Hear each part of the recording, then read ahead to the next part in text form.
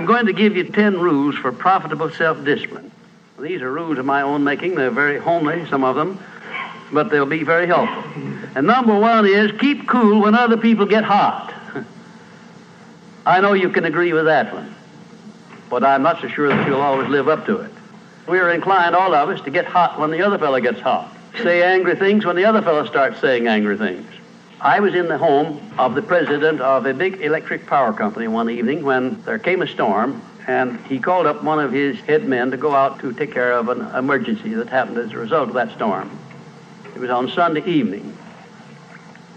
The man was gone about 2 hours, and when he came back, he came up on the front porch of the home of this man and called him out on the porch, and I never heard a man get such a tongue lashing in all my life as this president of the electric power company gets. He says, you blankety blank blank, you think because you're the president of the company, blankety blank blank, and I'm just as good as you are, blankety blank blank. Oh, it was terrific. I only heard one side of the conversation because there was only one side of it. One man was doing all the talking, and one man was doing all the listening. And after this had been going on for fully 3 minutes, the other man ran out of wind and had nothing more to say. He was mad, you see, because they'd called him out on this stormy night. I heard the president close the door, and he came back, and he just smiled and said, why, the man was a little bit hot, wasn't he? That's all he said. A little bit hot, wasn't he? I expected any moment to hear fists begin to fly out there. But you see, there was a man who had risen to great heights of achievement financially, and he had done it by self-discipline in every respect. And he didn't propose to allow a workman who had been temporarily unbalanced by his anger to throw him off balance and make him stoop to that level. He just didn't propose to have that done. And you'll notice when you get into an argument with anyone, and you're apt to if you don't watch yourself, that if you'll just remain silent while the other fellow is blowing off his top, he finally gets to the point where he's got no more top to blow off. Then if you want to get in a few words of your own, that's a mighty good place to do it. It's a mighty fine thing if the words that you get in are not the kind of the words you've been hearing. In other words, if you say something back kind in return, it's far better for the other fellow and far better for you. It shows you to be the bigger of the two persons.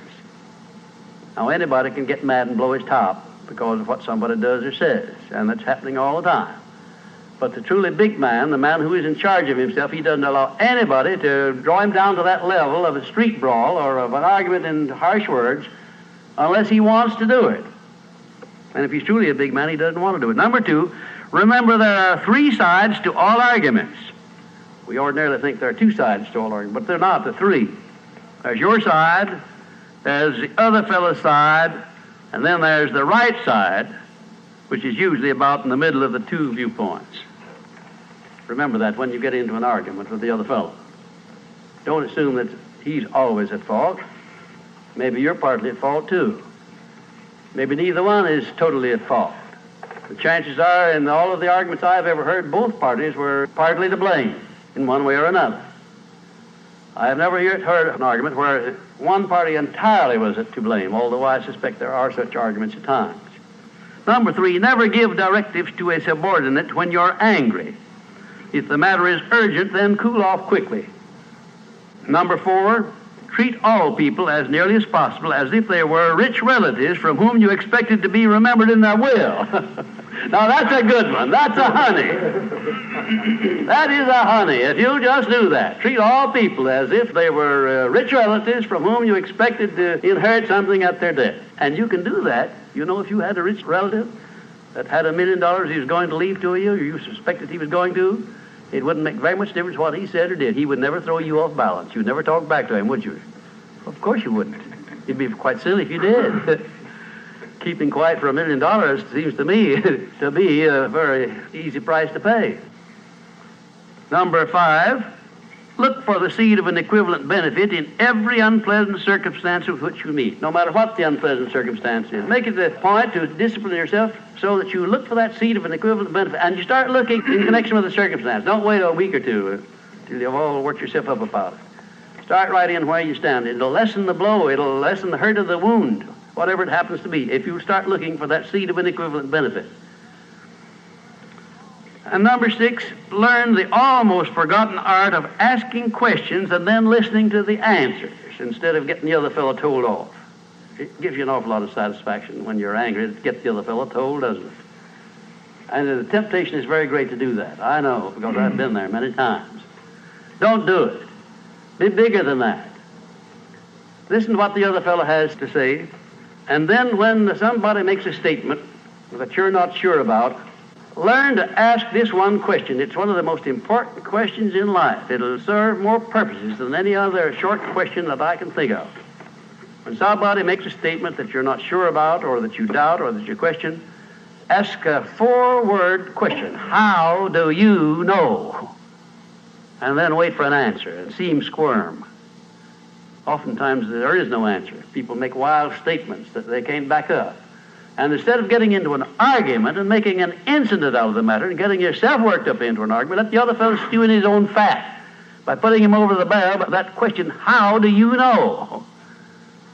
I had a clergyman in my class once who was very, well, I just don't know exactly how to describe him. He was a fanatic, you might say, on the subject of religion. And he was sure that he knew exactly what was going to happen to me after death. He said so in no uncertain terms, not in the class, but in a private conversation. And he raved and ranted for quite a little while about it. And when he got through, I said, how do you know, parson? And that really put him over the barrel. He said, that's the way I feel about it. That's my faith. I said, well, now, having belief and faith is one thing, but having evidence is something else again. How do you know what's going to happen to me after I die? I don't know, and I doubt that you do. How do you know?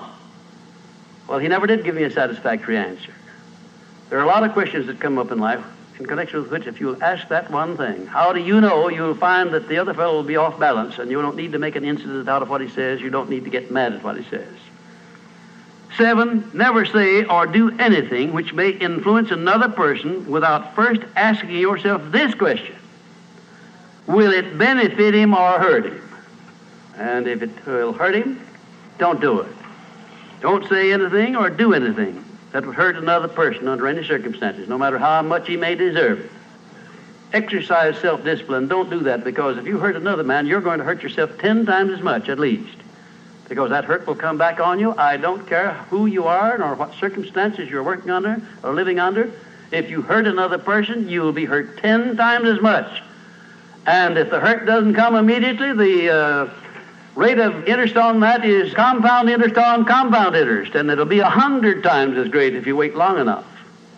Because everything that you do to or for another person, you do to or for yourself. There is no escape from that. That's just as much a law as the law of gravitation, which everyone understands. You know that if you stepped over the top of this building, no matter what your mind was or what your belief happened to be, if you stepped over the top of this building and violated the law of gravitation, that you'd hit the ground and you'd die in a very few seconds.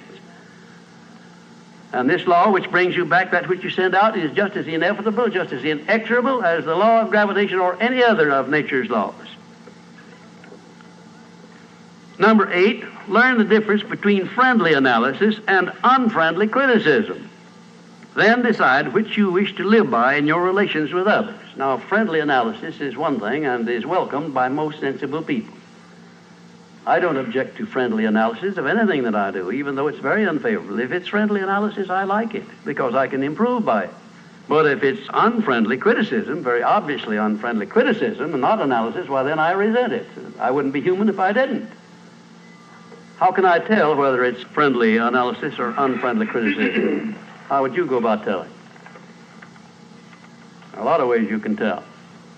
You can tell by your relationship to the person who's making it, whether it's friendly or unfriendly to begin with. If it's an enemy, obviously I discount it right off the bat, because you almost know it's going to be unfriendly criticism. I can tell also by the tone of voice in which he does it, by the manner in which he does it. Because a man who engages in unfriendly criticism generally uses a few epithets along with it that clearly indicates that he's biased. If you have self-discipline, you're not going to be influenced by that kind of a person. And number 9, remember that a good leader in any calling is one who can take orders as cheerfully as he gives them. And number 10, last but not least, remember that tolerance in human relations is just as important as tolerance in the operation of mechanics.